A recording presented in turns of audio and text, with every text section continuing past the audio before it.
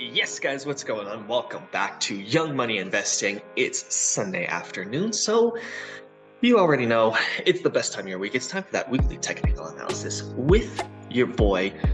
Before we jump in, I want to speak directly to the 65% of my viewers who are not currently subscribed. That makes me sad. You guys are making me sad. Go subscribe. What are you doing? Why are you watching my videos week after week and you're not subscribing? Come on, guys. Do better.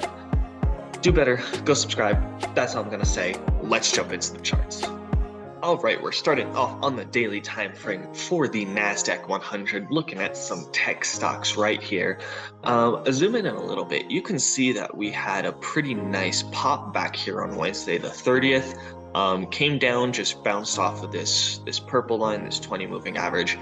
Really nicely coming up here. You can see we came down, started the week, boom, boom, 2 steps down, big step up, and then 2 little doji candles here at the end of the week. So kind of interesting to see what price action is going to do to start the week. I will definitely, be looking at my charts, looking to get some trades in Monday morning. Specifically on Friday, I mean, we came all the way down to a low of 11,740 and ended up closing at 12,010. So that's a 70-point difference between the low and the close. Obviously some very, very strong selling pressure, or I'm sorry, some very strong buying pressure there to end the week. We also are getting, a little closer to our downward trend line. So we're gonna see this interaction fairly soon. Are we gonna break through it? We gonna reject back off? Your guess is as good as mine, but I'm definitely looking forward to see how that plays out. So those are some things that I'm going to be looking at Monday morning. Let's jump into the Dow Jones. Dow is still absolutely smashing it. Absolutely smashing it. You can see we just keep gaining more strength here. So I think at some point, I mean, we are currently about 20%, pretty much straight up. You think at some point we really have to see some kind of retracement, consolidation, something. This is not a sustainable trend. So I'd be looking for, maybe something in this 33,194 range. Might be a good area to kind of get a little bit of retracement and consolidation, but the Dow makes me a little nervous to look for longs right now. Specifically, I would definitely wait for some type of consolidation or flagging pattern that's gonna let me know,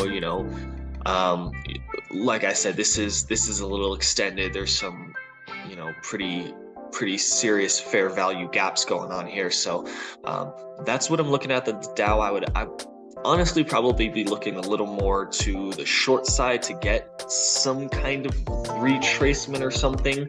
The other level we could see is maybe this 33,156 to something in that area.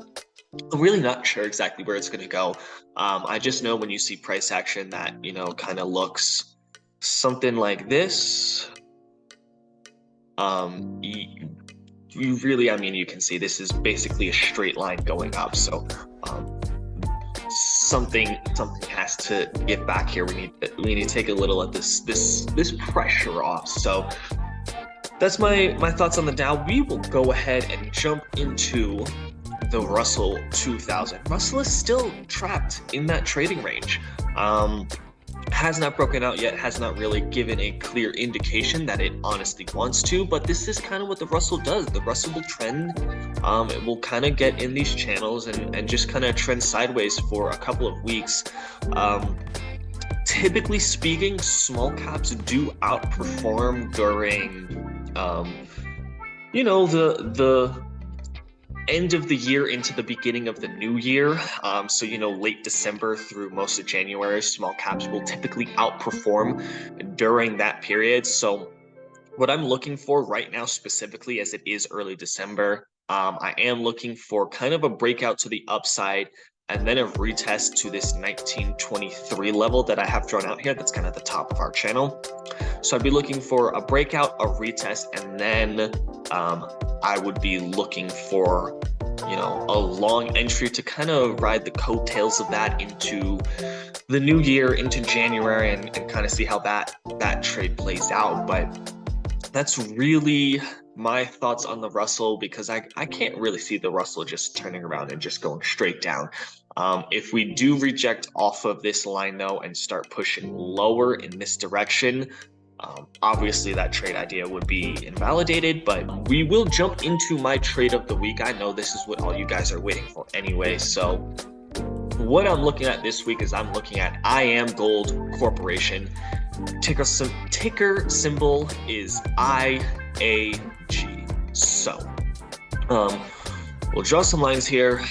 I have this line drawn out right here at $2.42, and excuse me, what I'm kind of looking at here is we have this very nice rounded shape coming in here, you know, just like that, real pretty to look at. Coming back up into this is kind of a, you know, a significant level. It was support back here in January of this year, as well as going back even further, you know, into August of last year and things of that nature. And then we rejected off of it in June of this year as well, early June. So what I'm kind of looking at, as you can see, zooming in just a little bit, pretty significant, you know, fair value gap here, pretty much straight down into an actual gap, which, you know, we closed just a hair before we got rejected off. I went into this very nice rounded bottom. So I would like to see a break, a retest of this line. That would be my entry. And then I'd be looking to close the gap. First take profit would be about 279. Second take profit on this trade would be the fair value gap, which is going back up to 372. So following that, if we entered at about, we'll just say 245, theoretically, that first take profit will take you about 14%. And second one will take you about 50%. So that's what I'm looking for. That is the power of small caps. I figured it was, you know, only fair to pick a small cap stock as the trade of the week, since I am kind of eyeballing the Russell a little bit given the time of year and, you know, the statistical outperformance during this time of the year. And that's kind of what I'm looking at. So given that, given the shape of this structure, as well as, you know, gaps and fair value gaps, I will trade that all day, every day. I think this is a really positive setup, but of course we have to wait for confirmation before entry. So that's it. That's all I got. Thank you guys so much for watching. I love each and every one of you, except for those of you who are not subscribed. I'm sorry. I'm gonna say it. Go smash that subscribe button. Go smash that like button, and I will catch you guys later. Peace out.